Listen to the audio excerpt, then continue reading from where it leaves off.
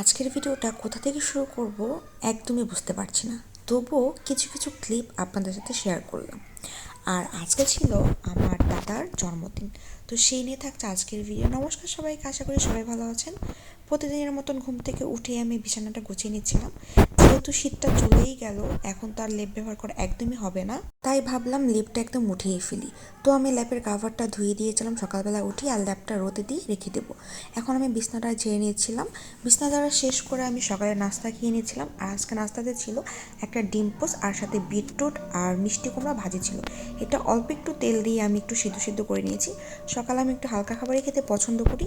সারাদিন তেমন কোনো ভিডিও করিনি, যেহেতু দাদার সন্ধ্যাবেলায় বার্থডে সেলিব্রেশন করব, এর জন্য পিসি হচ্ছে বিরিয়ানি রান্না করছিল।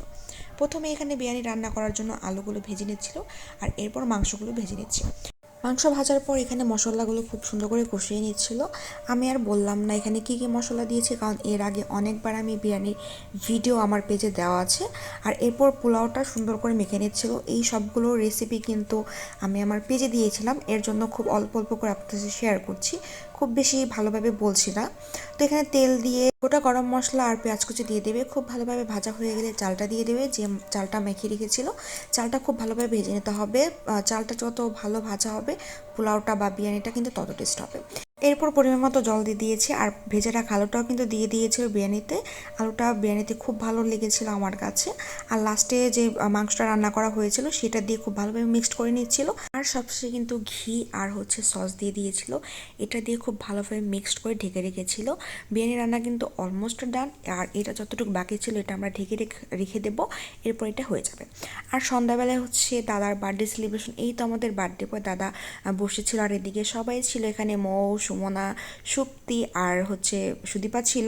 ওরা সবাই এখানে হাই দিচ্ছিল। আর এদিকে সুদীপা ভিডিও করছিল। আর এটা হচ্ছে আমার একটা সুন্দর মিষ্টি যা। এদিকে পিসি ছবি তুলছিল। এখন দাদাদার ফ্রেন্ডদের সাথে বার্থডে সেলিব্রেশন করে নিচ্ছিল, মানে কেক কেটে নিচ্ছিল। এই কেকটা দাদার বন্ধুরা এনেছিল। তো প্রথমেই তাদের সাথে একটু কেকটা কেটে নিচ্ছিল, আর কেক কাটার পরে তাদের সবাইকে কেক খাওয়াই দিয়েছে।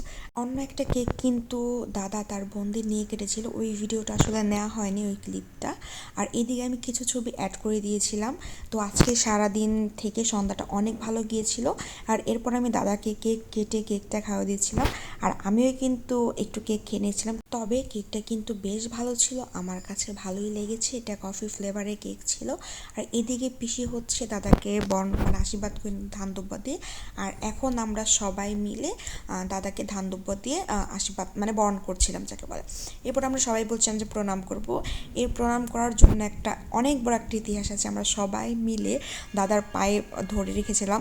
আমাদের দাবি একটা ছিল যে দাদার বিয়েতে আমাদের সবাইকে একটা করে শাড়ি দেবে। তো এই কথাটাই বারবার সুপ্তি বলছিল, আর দাদা বলছিল যে আয়ুষ্মান ভব। তো আজকের ভিডিওটি এই পর্যন্তই। ভালো লাগলে আমার পেজে লাইক ফলো করবেন। ধন্যবাদ সবাইকে।